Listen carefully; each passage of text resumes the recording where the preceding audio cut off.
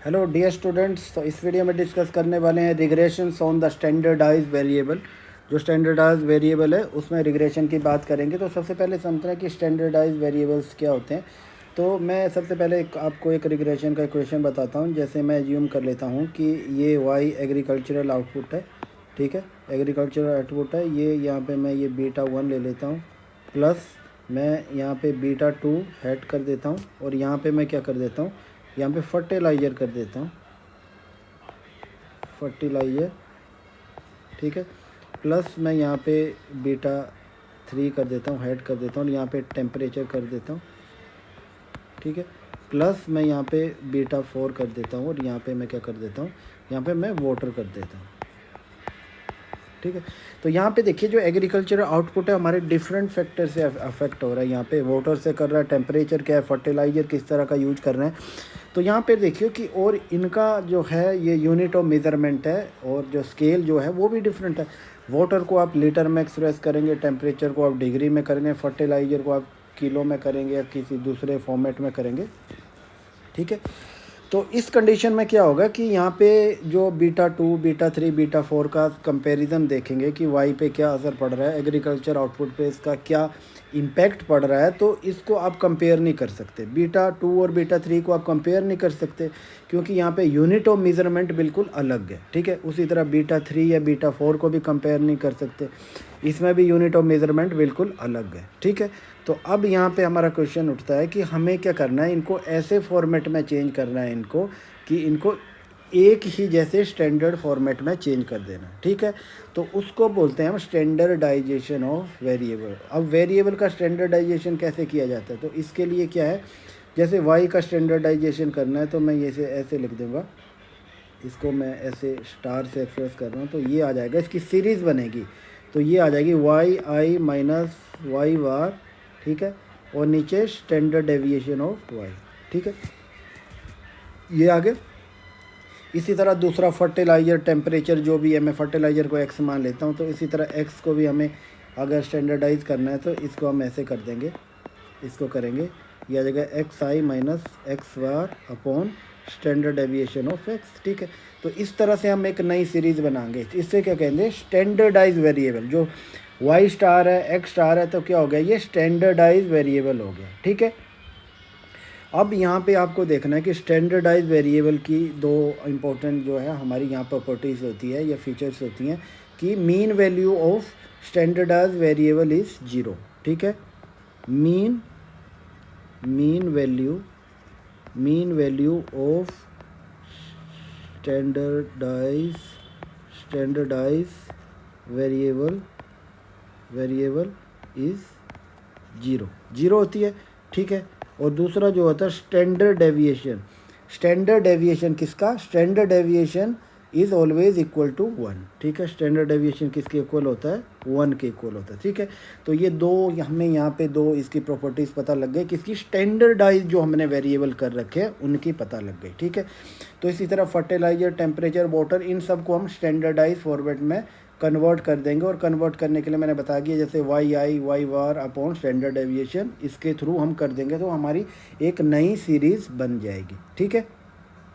जब हमारी ये नई सीरीज बन जाएगी तो ये क्या होगा, हमारा ये स्टैंडर्डाइज फॉर्मेट में आ जाएगा, ठीक है। अब इसका हमें क्या करना है, अब हमें इसकी इंटरप्रिटेशन कैसे करनी है, ठीक है।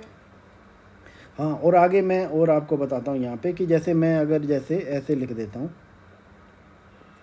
ऐसे मैंने इसको स्टैंडर्डाइज फॉर्मेट में लिख दिया, मैं सिंपल तरीके से लिख रहा हूँ, इसे बीटा 1 स्टार लिख देता हूँ, प्लस ये मैंने बीटा 2 स्टार कर दिया, ठीक है, और इसको मैंने एक्स आई कर दिया जो भी है, ठीक है, और यहाँ पे आगे एरर टर्म कर दिया स्टार, ठीक है। अब यहाँ पे आपको देखना कि मैंने बताया कि मीन वैल्यू 0 होती है, मीन वैल्यू 0 होती है तो मतलब बीटा 1 भी 0 हो जाएगा, ठीक है। तो यहाँ पे देखिए कि जो स्टैंडर्डाइज फॉर्मेट में हम जो भी रिग्रेशन कैलकुलेट करते हैं, तो वहाँ पे क्या होगा, हमारा जो आएगा, जो बीटा का वैल्यू आएगा, जो हमारे पास जो इक्वेशन आएगा वो क्या होगा, वो रिग्रेशन थ्रू ओरिजिन होगा, रिग्रेशन थ्रू ओरिजिन, जो हमने पहले अभी यहाँ पे डिस्कस किया है। तो ये सबसे इम्पोर्टेंट यहाँ पे इसकी फीचर है, ये भी देखना है आपको कि जो भी ये रिग्रेशन आएगा रिग्रेशन थ्रू ओरिजिन होगा, ठीक है। रिग्रेशन टू ओरिजिन है तो हम जो आर स्क्वायर का जनरली हम इतना कैलकुलेट नहीं करते हैं क्योंकि वो ट्रू वैल्यू को नहीं बताता है, ठीक है। तो इसको अलग तरीके से इसका आर स्क्वायर कैलकुलेट किया जाता है, ठीक है। तो यहाँ पे अब आपको इंटरप्रटेशन करनी है, मैं आपको इंटरप्रटेशन बताऊंगा कि कैसे इंटरप्रटेशन करेंगे इनकी, ठीक है। इंटरप्रटेशन वाले पार्ट में हम आ जाते हैं, ठीक है। चलो मैं यहाँ पे ये एक एग्जांपल ले लेता हूँ कि जैसे मैं क्या करता हूँ कि एक यूजुअली मैं एग्जांपल ले लेता हूँ। जैसे मैं यहाँ पे ग्रॉस डोमेस्टिक सेविंग कर लेता हूँ, मैं इसको ऐसे 50 मान लेता हूँ प्लस और आगे इसको 0.36 मान लेता हूँ और यहाँ पे जीडीपी कर देता हूँ, ठीक है। एक तो हमारा जनरल फॉर्मेट आ गया, ठीक है। इसको मैंने स्टैंडर्डाइज फॉर्म में अभी लिखा नहीं है, ठीक है। जब हमें इसे स्टैंडर्डाइज फॉर्मेट में करेंगे हम इसको, तो रिग्रेशन टू ओरिजिन आ जाएगा हमारा, ठीक है। तो हम उसी तरह से चेंज करेंगे सारी सीरीज़ को, ठीक है। जीडीएस को भी चेंज करेंगे। तो जीडीएस को कैसे चेंज करेंगे, जो जीडीएस जो आएगा हमारा, ये स्टार आएगा, क्या आएगा, ये जीडीएस आ जाएगा माइनस जीडीएस ये, और इसका स्टैंडर्ड डेविएशन किसका, जीडीएस का, ठीक है। इस तरह से, और इस तरह से जीडीपी का भी करेंगे हम, ठीक है। तो इस तरह सीरीज़ बनेगी। तो फिर हमारा जो रिग्रेशन आएगा वो इस तरह से आएगा, जीडीएस आ जाएगा, ठीक है, ये स्टार आ गया इक्वल टू, ठीक है। और ये रिग्रेशन इस तरह से आ रहा है, ये 0.94 जीडीपी आ रहा है, ठीक है। इसको मैं यहाँ पे स्टार कर देता हूँ, ठीक है। यहाँ पे हमारा आपने देखा कि इंटरसेप्ट टर्म यहाँ पे एब्सेंट है, ठीक है। इंटरसेप्ट टर्म क्यों एब्सेंट है, ये वाला टर्म एब्सेंट है क्योंकि जब आप जो है ये स्टैंडर्ड फॉर्म में आप पूरा वेरिएबल को कन्वर्ट करते हैं, तो मैंने बताया कि मीन वैल्यू 0 हो जाती है। तो मीन वैल्यू तो यही है, तो मीन वैल्यू ये हट जाएगी, ठीक है। तो इस तरह से हमारा जो रिग्रेशन थ्रू ओरिजिन आएगा वो इस तरह से आएगा, ठीक है। अब हमें इंटरप्रिटेशन करनी है। अब ऐसा नहीं है कि जीडीपी में जैसे 1 करोड़ का इंक्रीज़ हो रहा है तो इसमें 0.94 का जो है इंक्रीज़ हो रहा है, ऐसे नहीं पढ़ा जाता। इसको बोलता है कि जब GDP increase in GDP one standard deviation, इसमें क्या जाएगा, one standard deviation rise in the GDP leads to 0.94 standard deviation rise in the GDS, ठीक है। तो इसको स्टैंडर्ड डेविएशन के फॉर्म में हम बोलेंगे। सर स्टैंडर्ड डेविएशन कुछ भी होता है, जैसे मैं ऐसे कर लेता हूँ कि मैं स्टैंडर्ड डेविएशन जीडीपी का स्टैंडर्ड डेविएशन में जैसे 50 है, ठीक है। 1 स्टैंडर्ड डेविएशन आ गया तो 50 आ गया, जो स्टैंडर्ड डेविएशन जो भी स्टैंडर्ड डेविएशन की वैल्यू होगी, ठीक है। और जो एक स्टैंडर्ड डेविएशन जिसका भी होगा, जैसे मैं ऐसे एग्ज्यूम कर लेता हूँ कि जीडीएस का हमारा स्टैंडर्ड डेविएशन 100 है, तो इसका 0.94 हो जाएगा, तो ये हो जाएगा 94 हो जाएगा, ठीक है। और इसका ऊपर वाले का 50 हो जाएगा, ठीक है। तो 0.94 स्टैंडर्ड डेविएशन किसका, जीडीएस का, और एक स्टैंडर्ड डेविएशन किसका, जीडीपी का, जो मैंने यहाँ एज्यूम किया 50। आप कोई भी वैल्यू हो सकती है, 6000, 4000, 5000, कुछ भी वैल्यू, n नंबर ऑफ, ठीक है।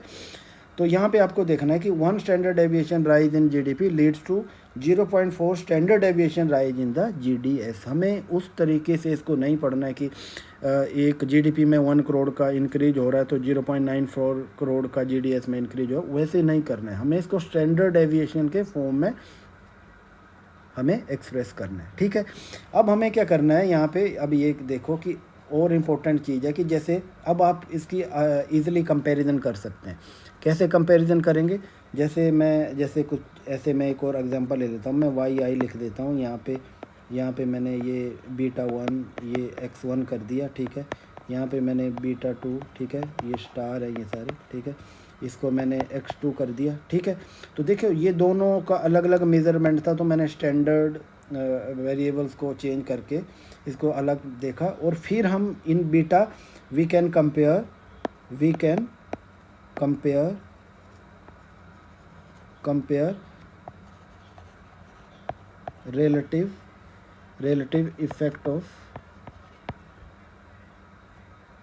relative effect of